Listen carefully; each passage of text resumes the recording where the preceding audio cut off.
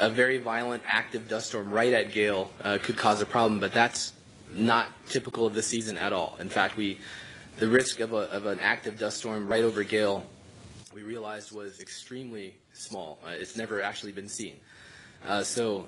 Instead, we looked at what actually could happen and the full range of events that could happen, mostly related to dust storms along that south polar cap that push dust towards gale, and designed the spacecraft to handle the dusty years, the clear years, all those conditions. So this is a very tolerant spacecraft. It's almost putting us out of business in terms of predicting the weather. Previous spacecraft were much more sensitive to the atmospheric conditions, partly also because the spacecraft is so big. The descent stage and rover that flies the spacecraft down are very tolerant to winds at the surface, where previous landers were affected by those surface winds. So we haven't really had to consider winds at the surface much at all. We really just care higher up in the atmosphere, where we're doing the guided entry and where we're timing some of those events like the heat shield coming off and initiating the powered descent. Okay, here on the aisle. Thanks. Henry Bortman with Astrobiology Magazine. Steve, you described during the descent stage the rocket-controlled back and forth motion of the spacecraft.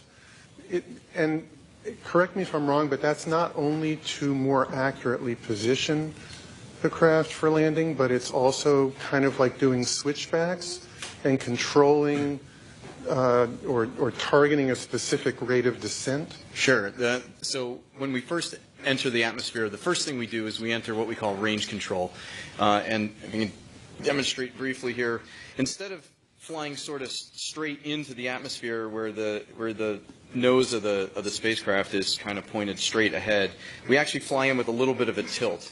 And that gives us a lift, or we call it a lift vector, which allows us to, as we turn the spacecraft, it will steer it back and forth across. It will steer it in through S turns. Now, the only reason we do the turns is because if we want to fly higher in the atmosphere where it's less dense, so we slow down slower, we actually turn the lift up.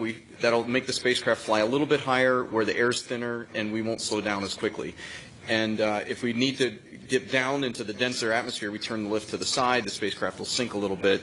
And the fact that we have to turn the lift to the side in order to sink the spacecraft causes us to do these turns. And so we don't want to get too far off course.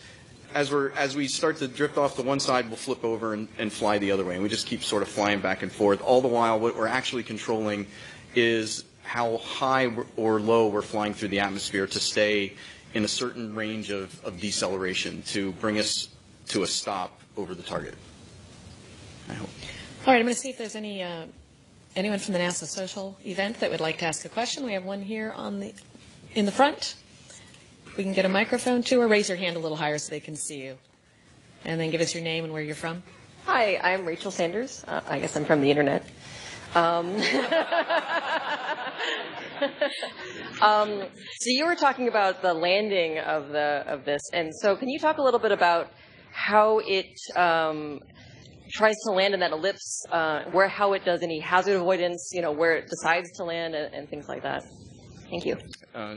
Sure. Basically, we load on board the spacecraft a target. So a latitude, longitude on the planet that we're trying to fly to.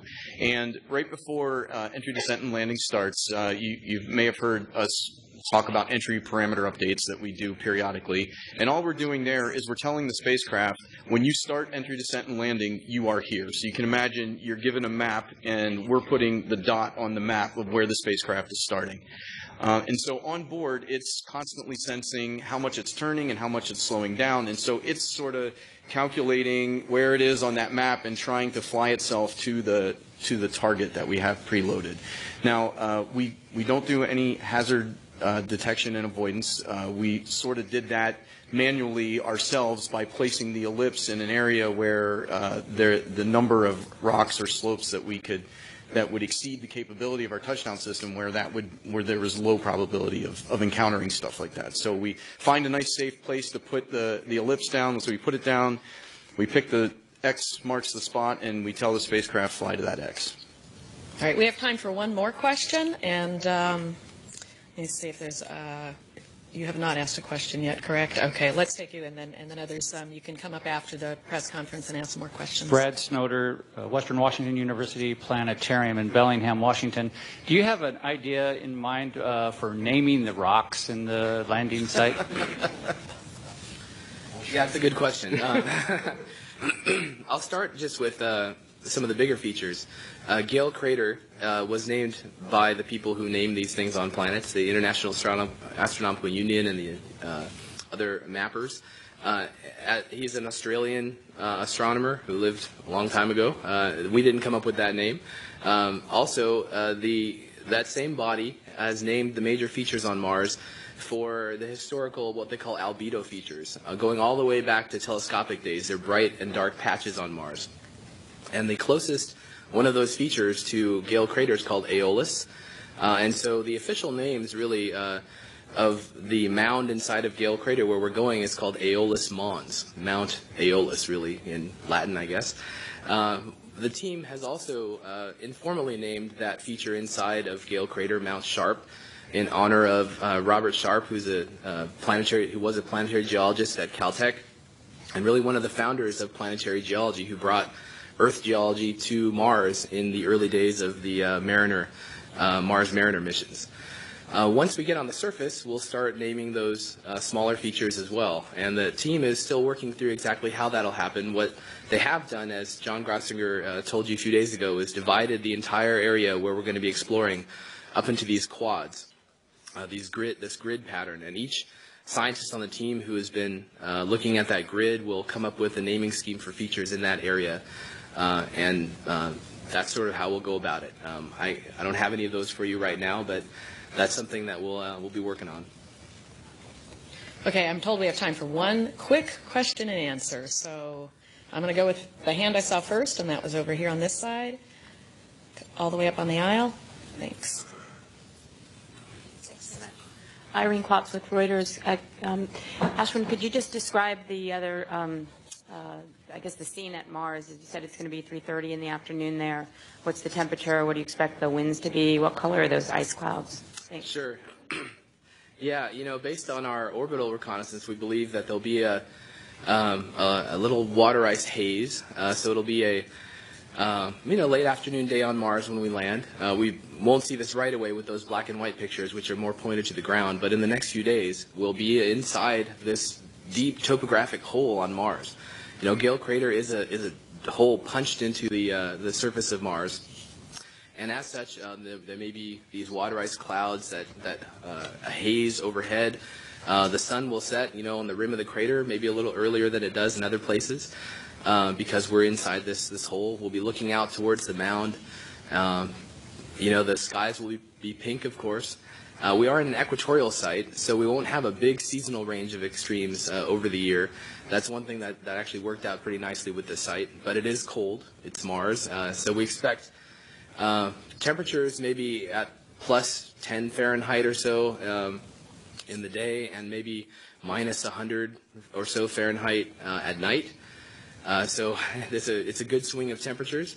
And the spacecraft, of course, and all of its instruments had to be designed to withstand all these things. The winds are going to be interesting. In fact, our meteorology team is getting more and more excited about measuring the winds with this rover at this site, because unlike other flat sites we've had to land at before, the topography itself is going to be driving the winds at this site. There's going to be winds coming down from the Gale Mountain. Basically, these are katabatic winds that form because of the topography as air heats up differently.